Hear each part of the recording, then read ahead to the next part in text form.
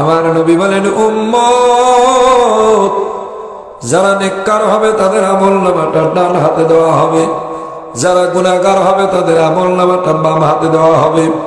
ডান হাতে আমলনামা দেওয়া দেখলেই মানুষ বুঝবে যে আমি পাশ করিয়া ফেলছি, পড়াও লাগবে না, দেওয়ার প্রক্রিয়া দেখে বুঝবে যে আমি পাশ করিয়া ফেলছি। বাম হাতে আমলনামা দিলেই মানুষ বুঝে নেবে যে আমি ফেল করিয়া ফেলছি, এজন্য আমার বাম হাতে আমলনামা দিতেছে। আমি বলি নাই, আমার আল্লাহ কোরআনে কারীমের 29 পারার মধ্যে ফরমান, ওয়া আম্মা মান উতিয়া কিতাবাহু বিয়ামিনিহি ফায়াকুলু হাউ মুকরাউ কিতাবিয়া। ডান হাতে যখন আমলনামা আসবে তখন মানুষ খুশিতে বাক হইয়া অন্য মানুষদেরকে ডাকবে আর বলবে, আসেন আমার আমলনামা পড়িয়া দেখেন, আমি পাশ করিয়া ফেলছি। আল্লাহর হাবিব বলেন, উম্মত বাম হাতে যখন গুনাহগারের আমলনামা দিতে যাবে, গুনাহগার তো বুঝে ফেলবে আমার কপাল তো পুড়ে গেছে, হাত সরায়া নিবে। ও বেনামাজিরা, ও বেরোজগারেরা, ও হারামখোরের দল, বাবারে কান লাগায়া শোন, এই দিন না আরো দিন আছে, এই দিনে কে নিয়ে যাবে সেই দিনেরও কাছে। ভাবছো কি তুমি যা করো কেউ বুঝে দেখে না? না আল্লাহর বান্দা না, আমার আল্লাহ তোমার আমার জন্য পর্যবেক্ষণকারী রেখে দিছে, রিপোর্টার রেখে দিছে। রিপোর্টারের নাম হলো কিরামান কাতিবিন। সব কিরামান কাতিবিন দুইজন সম্মানিত ফেরেশতা। আল্লাহ পাক ফেরেশতা বললেই চলতেন, সেখানে আল্লাহ পাক আর একটু শব্দ বাড়ায় বলছেন কিরামান কাতিবিন, দুইজন সম্মানিত ফেরেশতা। সম্মানিত শব্দটা কেন লাগাইলেন? বলে এরা গুনাহ করে না, কারো উপরে বেইনসাফি করবে না, কারো উপরে স্বজন প্রীতিও করবে না, ঘুষও খাবে না, সুদও খাবে না, কে তার ভাই কে তার বোন তাও দেখবে না, সবার প্রতি ইনসাফ করে যিনি লেখেন, এমন দুইজন কেরাম সম্মানিত ফেরেশতা তোমাদের সাথে দেওয়া আছে। বাম হাতের মধ্যে তোমার রিপোর্টটা কিয়ামতের ময়দানে দেওয়া হবে। আমলনামা দেখলেই মানুষগুলো বুঝবে আমার তো কপাল পুড়ে গেছে, বাম হাত সরায় নেবে, তারা ওই রিপোর্ট ধরতে চাবে না। আমার নবী বলেন, উম্মত তখন আল্লাহ পাক এই বাম হাতটাকে লম্বা বানাবে, হাতটা লম্বা হবে। এই লম্বা হাত পিছন দিয়া ঘুরাইয়া পিঠ ফাড়িয়া সিনার সামনে দিয়া হাত বের করে দেওয়া হবে। হাতের উপরে আমলনামা ধরায় দেওয়া হবে। যে আমলনামা তার হাতের মধ্যে আসবে, আমার আল্লাহ আমার নবী বলেন, উম্মত এই প্রক্রিয়াটা তো কঠিন হবে। মানুষ ভাববে জাহান্নামের আগুনের থেকে মনে হয় এই শাস্তিটা বেশি। তারা আল্লাহর কাছে দোয়া করতে থাকবে, আল্লাহ তুমি আমাদেরকে এই শাস্তির চেয়ে জাহান্নামের মধ্যে দিয়ে দাও। আমার নবী বলেন, আল্লাহর বান্দা সেদিন আর তোদের কথা শোনা হবে না। ওই বাম হাতের মধ্যে আমলনামা যখন দিবে তখন মানুষগুলো কাঁদবে আর বলবে, আল্লাহ ওয়া আম্মা মান উতিয়া কিতাবাহু বিশিমালিহি ফায়াকুলু হাউ ফায়াকুলু ইয়া লাইতানি লাম উতা কিতাবিয়া। হে আমার আল্লাহ, এই আমলনামা যদি আমার হাতে দেওয়া না হইতো। এই আমলনামা যখন মানুষগুলো দেখবে, অন্য আয়াতের মধ্যে আমার আল্লাহ ফরমান, ওয়াসিয়াল কিতাব ফাতারাল মুজরিমিনা মুশফিকিনা মিম্মা ফি ক্বালু ইয়া ওয়াইলাতানা মা লিহাযাল কিতাব লা ইউগাদিরু সাগীরাতাও ওয়ালা কাবীরাতান ইল্লা আহসাহা। নাফরমানদের আমলনামা যখন তাদের হাতে আসবে, তারা আমলনামা দেখিয়া বিচলিত হয়ে যাবে, তারা এমন অস্থির বেচিন হইয়া যাবে, বেচিন হইয়া আল্লাহর দরবারে কাঁদবে আর বলবে, আল্লাহ গো এটা কেমন আমল নামা যে আমল নামার মধ্যে ছোট থেকে ছোট, বড় থেকে বড় কোনো একটা বিষয়ও বাদ পড়ে নাই। বড়টা তো আছেই, ছোটটাও বাদ পড়ে নাই। এই যে মাহফিলের সময় বুটের দোকানওয়ালা আসে, বাদামের দোকানওয়ালা আসে, একটা বাদাম নিয়ে মুখে দিছিলেন, একটা বুট নিয়ে মুখে দিছিলেন, নেতাগিরি দেখাইছিলেন। এই বোদা এই একটা আপনার এটাকে কি বলে বাদাম আর একটা বুট, এতটুকু বিষয়ের জন্য কিয়ামতের ময়দানে আল্লাহর দরবারে ধরাশায়ী হতে হবে। তাইলে বড়টার খবর কি? লা ইউগাদিরু সাগীরাতান ওয়ালা কাবীরাতান ইল্লা আহসাহা ওয়া ওয়াজাদু মা আমিলু হাজিরা।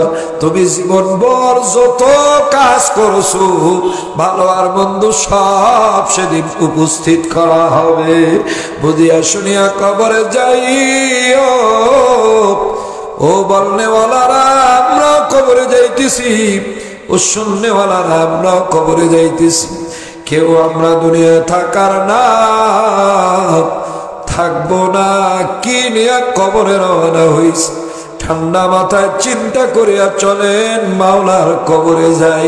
দুনিয়ায় যদি কোথাও বিপদে পড়ে যায়, মানুষ সেখানে আপনার আমার জন্য মানবতার খাতিরে হইল আগায় আসবে, কিন্তু কবর এমন একটা জায়গা,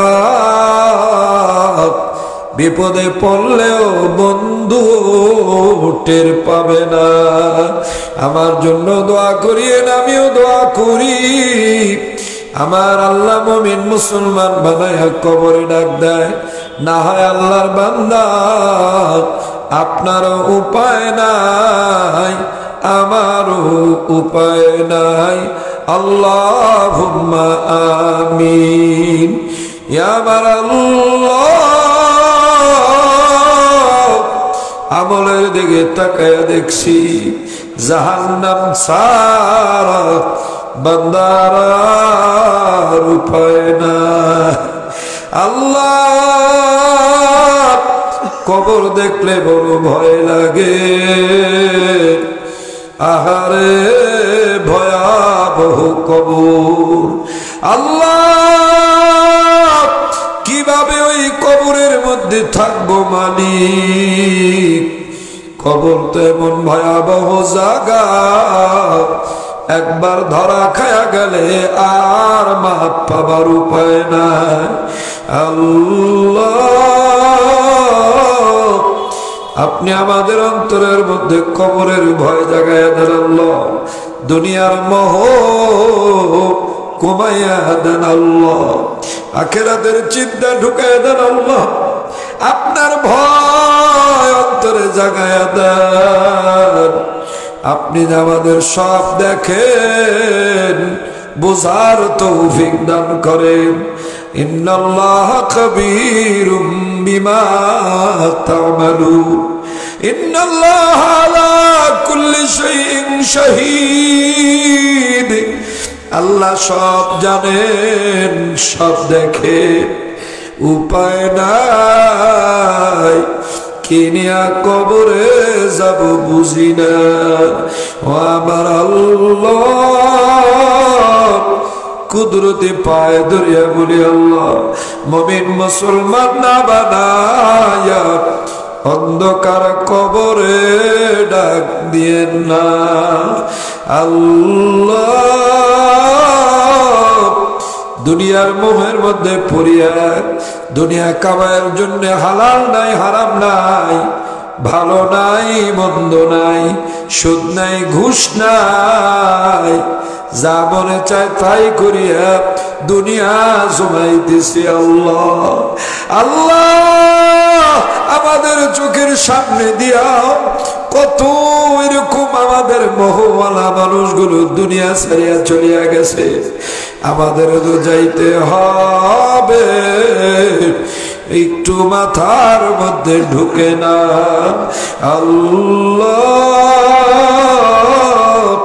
আপনার কুদরতি পায় ধরিয়া বলি আল্লাহ মুমিন মুসলমান না বানায়া অন্ধকার কবরে ডাক দিয়েন না। আল্লাহ কবর দেখলে বড় ভয় লাগে মালিক, আরে ভয়াবহ কবর। আহারে ঘরের মধ্যে লাইট আছে, ফ্যান আছে, দরজা আছে, জানালা আছে, আরামের তো সুখ আছে, বালিশ আছে, এরপরেও যদি ঘরে কেউ না থাকে শরীর শিমশিম করে, ভয় ভয় লাগে। কবরের দিকে তাকায়া দেখছি রে, আহারে লাইট ফ্যান বিছনা বালিশ তো দূরের কথা, একটা চাটাইও দিবে না। এরপরে যদি আবার কবরে আযাব শুরু হইয়া যায়, আমার আল্লাহ কি যে উপায় হবে বুঝি না। মুমিন মুসলমান না বানায়া অন্ধকার কবরে ডাক দিয়েন না। আল্লাহ জানি না আমাদের মাঝে কার আব্বা নাই, আম্মা নাই, দাদা নাই, দাদু নাই, নানা নাই, নানু নাই, আত্মীয় স্বজন, বন্ধু বান্ধব, পাড়া প্রতিবেশী যারা ঠিক কবরে শুয়ে আছে, আল্লাহ সব কবর গুলো মাফ করে দেন। আল্লাহ জানি না কার জন্য জীবনের শেষ মোনাজাত হইতে পারে, এটাই জীবনের শেষ মোনাজাত। কার নাম যেন মসজিদের মিনারায় ফজরে ঘোষণা হইয়া যায়। আল্লাহ একবার যদি নাম ঘোষণা হইয়া যায় রে, আর কেউ ঘরে রাখবে না।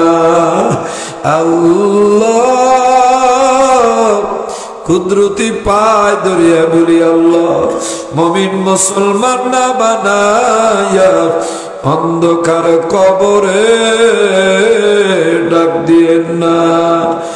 সাল্লাল্লাহু তাআলা আলা খায়রি খালকিহি মুহাম্মাদিন ওয়া আলিহি ওয়া আসহাবিহি আজমাইন ওয়ারহামনা মাহুম বিরহমাতিকা ইয়া আরহামার রাহিমিন।